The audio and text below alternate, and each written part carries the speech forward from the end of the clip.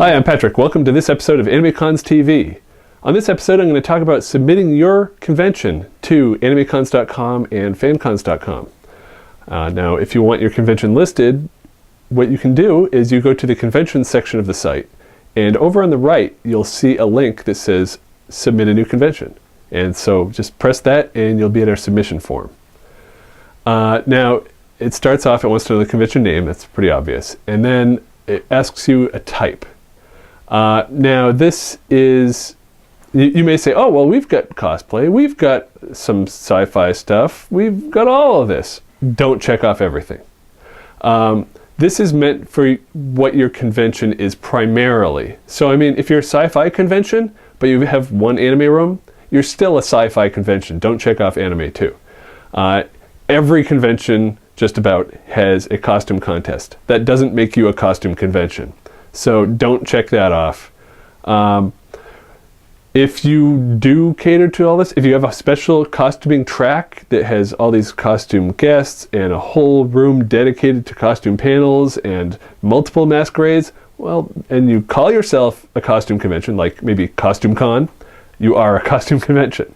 And so we actually see a lot of conventions that check off all of the types. No, that's like a red flag to us. Also, a little insider knowledge to people that watch the podcast, the collectibles checkbox, that's also a red flag because there's a lot of collector's shows that are just a big dealer's room with some has-been actors doing autographs. We don't list those. And so when we see collectible checked off, we know, okay, this person either checked off everything or they're not supposed to be listed on this site.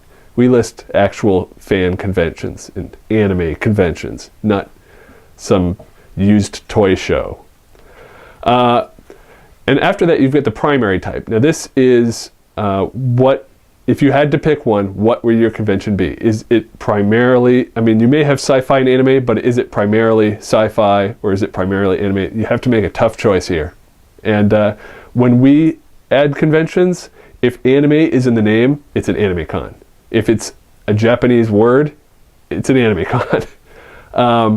But if it's hard to tell, if it's like FanCon Delaware, which there isn't, but if it was that, we would look at the list of what genres they serve and take the first one. And that's how we do it. Now the start and end dates, this is when your convention runs. It's pretty obvious. Make sure you choose the right year. It defaults to the current year, and a lot of people forget to change that.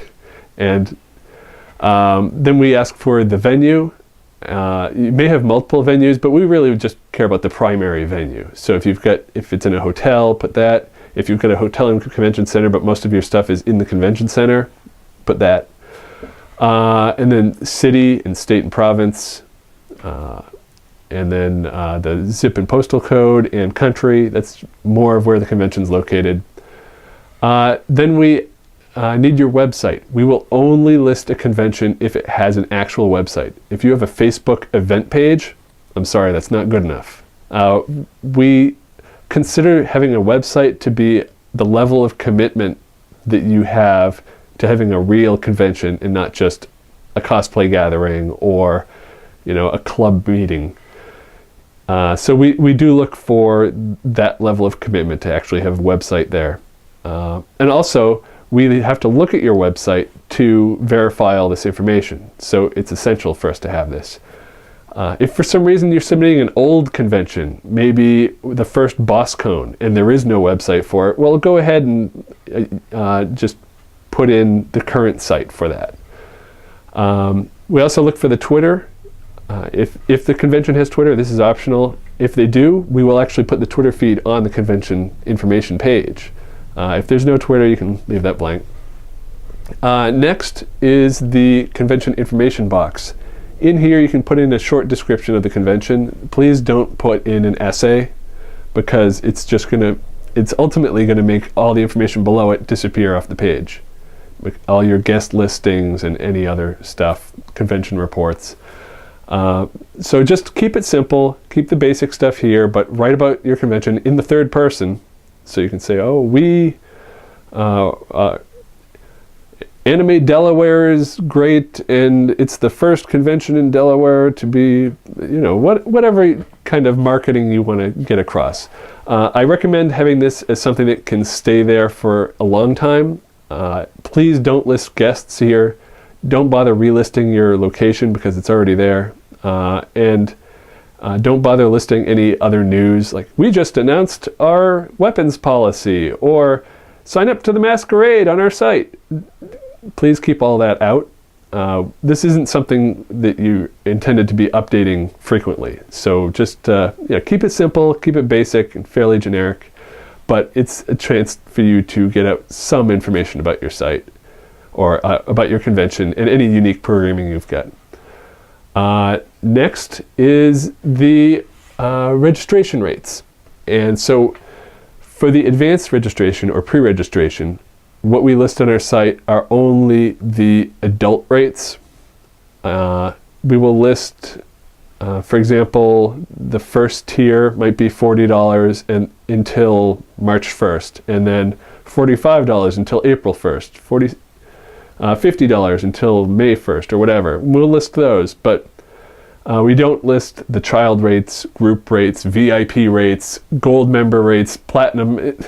It gets ridiculous. So we just concentrate on what most people do, and that's they would want the usual adult attendance rate. We also list the at-door rates, so what they would pay for the full weekend, or all 3, 4, 2, whatever they would pay for the entire convention at the door, and then each individual day, what they would pay. A lot of conventions will also do multiple day rates, but we only list the full rate or the individual days. And then we get to this guest box where you can type in a list of your guests. We do have a vast database of guests, primarily guests that have been to anime conventions, because our root is AnimeCons.com. And we are building in more records for non-anime guests. You'll see a lot of the people that played the Doctor on Doctor Who. You'll see just about every Star Trek actor in our database. But there's a ton of comic guests, and we can't possibly list them all. But list who your guests are, and we'll do our best to put them in. And then after this, we ask for some of your information. We ask for an email address. We absolutely promise, on my honor, we will not spam you. We do not add you to any list. This is just in case we have a question or there's an issue, so we can get back to you and ask our question or work with you to resolve this issue. And once the convention is in our database, it's your email address is out of our records. It's gone. We delete the submission after after we take the data, we put it in, but your submission is deleted, including your email address. It's not saved, so it's safe. We won't spam you. I hate spam. So, and then finally, we've got some general comments. So if you want to say, hey, I got a question about this, or oh, we just announced this new thing, or any notes you need to pass to us. These won't be printed on your page, so this is just stuff you want to tell us. And then finally, there's the site policy checkbox, and this lets us know that you have read our site policy and our policy on listing events, which basically it boils down to what we list and what we don't is. We will list events that run 8 hours or more, but not something, we won't list a 2-hour event. And there's other certain minimum requirements, but we just want to make sure that people have seen this. The stuff I mentioned earlier about collectibles shows, that's also in there. It's pretty much just going over what we list. But hopefully this helps, and you can submit your convention through this form. We also take submissions from people that aren't actually affiliated with the convention. So if you have information about an old convention, an old Star Trek con maybe that you were at, and you want it listed so you can have it in your membership profile, go ahead and submit it, and we'll do our best to verify the information and get it in our database. I know my first convention I attended was, I think, in 1991 or so, and that's in the database now. So please use the form, and I hope this little walkthrough helps. One other thing I'll mention is when you're submitting updates to an existing convention, don't use this form. go to the conventions page, go to the bottom, and there's a link that says update, and that already populates all the information from that convention. So you don't have to re-enter it all. And then you can submit whatever update it is. Maybe there's a new guest, or the dates have changed, or something like that. Thanks for watching, and just remember to subscribe to AnimeCons TV on iTunes, and we're on YouTube, so you might as well subscribe there too. And you can send us feedback at podcast@AnimeCons TV. Please don't send convention submissions there. It's two separate things. And also, if you have any questions, check out our forums. And there's great participation going on there, and discussion on a variety of topics. And it's a good place to let people know about your convention. So thanks for watching.